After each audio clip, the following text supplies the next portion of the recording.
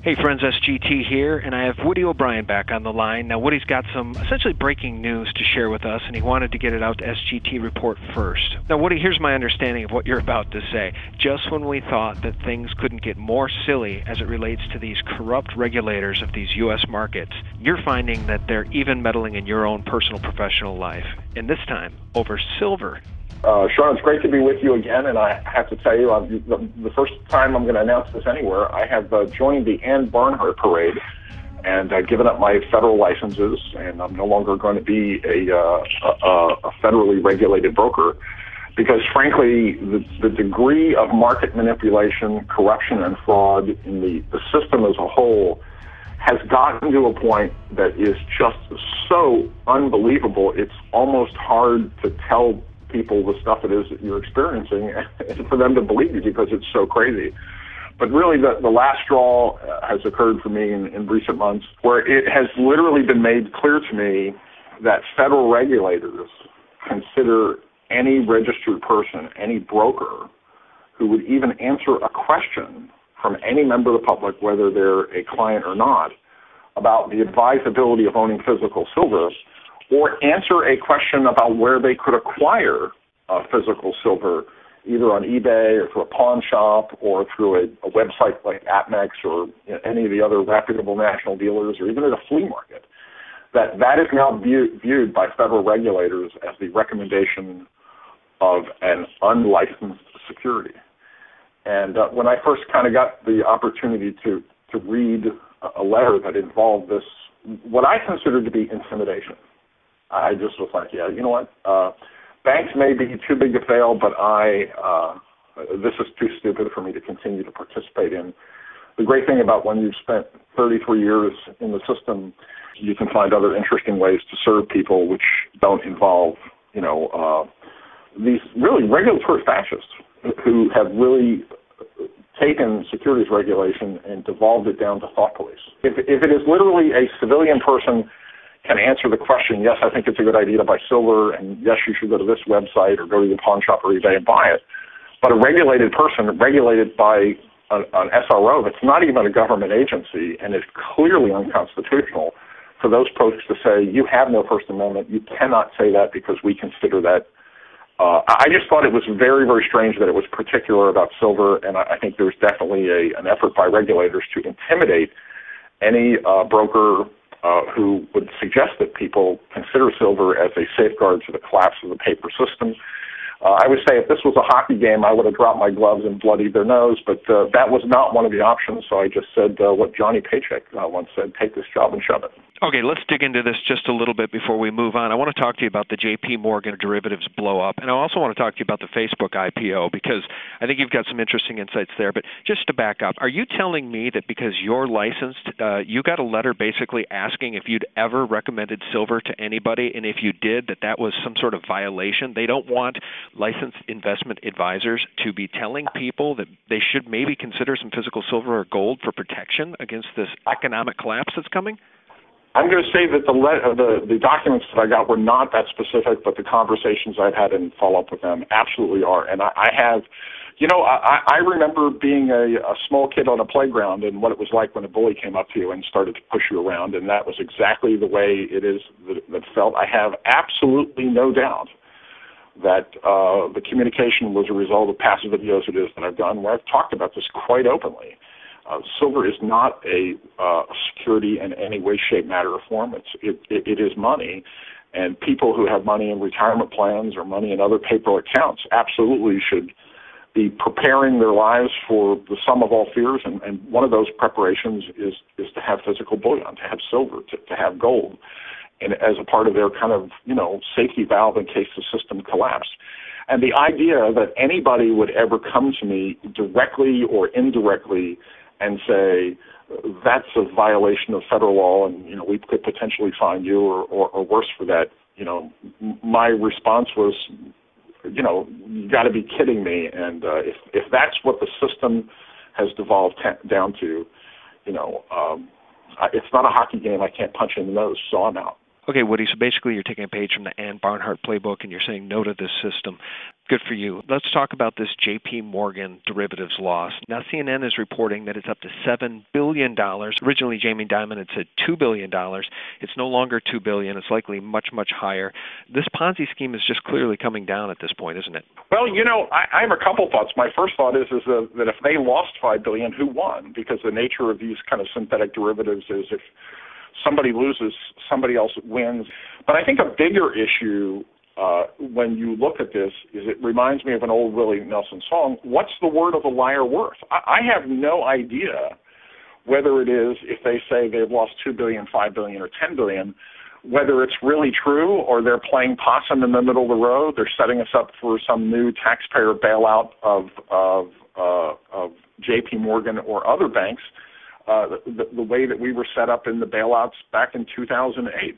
So it is literally a moment for people like me where you feel like a Russian peasant during the Cold War. You read what Pravda says, and the only thing you know for sure is that isn't the truth. Whatever it is they're telling you is not the truth.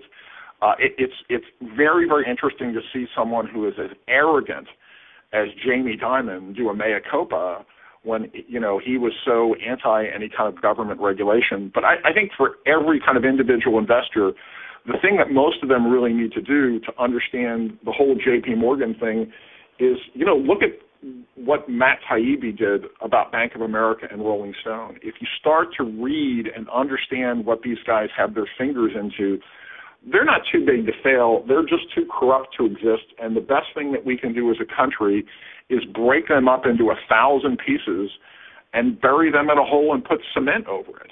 Because these are literally set up like crime families that are basically designed to loot people. The most interesting JP Morgan effect, I think, may be is we've all heard that the SEC and FINRA and even the FBI is now in their offices. And from the day that news was out that federal regulators were in their offices, and I started to wonder, well, are they in the offices of other big banks? Because in the past 5 days, the financial markets have traded in a more organic way than I have seen in 3 years. Well, it's interesting that you brought up Matt Taibbi's article and his investigative research. It's also interesting that you made reference to the mafia. I want to read this. This is from page 20 of the Overstock.com lawsuit, from which basically Matt Taibbi has taken his most recent information, which shines light on Goldman's naked short selling, which they're very embarrassed about because it's completely illegal. Let me read this to you. This is the testimony of Mark Cohodes, the managing partner of one of the largest short-selling clients, Copper River Partners.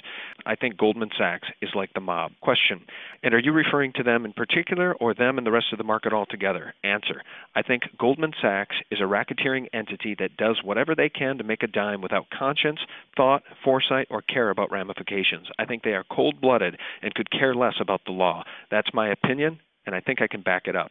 Everybody in the world is now waking up to the fact that Wall Street is crooked and this system needs to collapse under its own weight. And I personally think that the $5 billion in derivatives, to your point, we can't believe anything they say, it could well be, could be far more than $7 billion. It could be $100 trillion, it could be nothing. Yeah, the Ponzi is collapsing, isn't it? Yeah, well, it certainly appears that way. And I have to tell you, I think the best evidence that the manipulation is starting to fail is the Facebook IPO. For 24 hours before the Facebook IPO, all we heard about is how it could double and how it could close at $100 a share. That morning on Good Morning America, they were acting like it was going to open at $75 a share. It never even got above 50, and this morning, at this moment, it's trading at $33.65. So the fact is that all the king's horses and all the king's men in lamestream media manipulation, trying to get the average investor on the street to buy into this so it would pop up to, 50, 75, 100, whatever, before it fell back down to where I think it should be, which is well below 30 and maybe even below 20.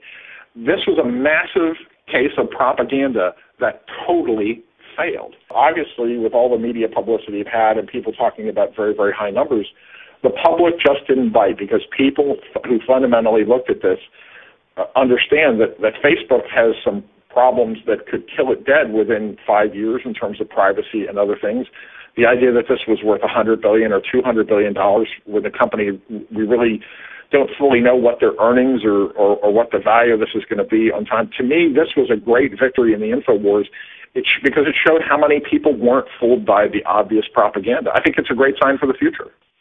Well, I think that's a very insightful way to look at it, Woody, because, I mean, we know the underwriters were in there, I think, all day on Friday trying to support that $38 price. And how much money did the underwriters have to throw at that thing to keep it there? And now we look at it today, they're losing the battle. So to your point, the propaganda is no longer working. But I don't think the propaganda is working across the board as it relates to vaccines, as it relates to weapons of mass destruction, as it relates to these endless unconstitutional wars, and as it relates to Wall Street. And you know what? There's a massive awakening going on through the country. You can see it in lots of little kind of different places. One of my favorite ones recently is how well these shows on cable TV, the Doomsday Preppers and the Doomsday Bunkers shows were, and how popular it is. They were how popular the gold mining shows are that show people have interest in precious metals. So I think Hillary Clinton is right. There is an information war, and the establishment is losing. And this Facebook is the latest bookmark. And how it is winning. And I talk to people all the time, and just kind of regular folks on the street. I am really surprised how many of them are gradually starting to wake up, and that there's going to be huge societal change in this country in the next 5 years. Yeah, and I think we're seeing it right now. I mean, look at CNN's numbers. They just reported recently that I think they had 39,000 viewers tune in for their 9 p.m. broadcast. It's just a disaster. So fortunately, these mainstream media mockingbird sources are losing the battle, and that's all we can hope for is a great awakening, and I think it's happening. Well, you know, when all the singing and dancing shows start to get bad ratings, I think at that point in time, I'll be a little more comfortable in declaring victory. But in the meantime, there's lots of work to do. That's a good point. There's still a lot of bread and circuses out there. Well, you're absolutely right about that. Well, Woody O'Brien, thanks for the update. We really appreciate it. And any last words of wisdom for people as we see these silver markets still down there in very viable territory? $28 for an ounce of silver is a great deal, in my opinion. Just to say that every time I'm on SGT Report, I get hundreds of emails and messages through Facebook, Woody O'Brien, or through my website, abolishfiatslavery.com. Love to hear from people, and I answer every email personally. It may take a couple days for me to get there, but love to hear from people and get individual questions that people have. All right, awesome. Well, thanks for joining us, Woody. Everybody can check out abolishfiatslavery.com for more of Woody's stuff. Great to be with you. Thanks for tuning in, guys. Much more to come, and visit sgtreport.com for all the latest.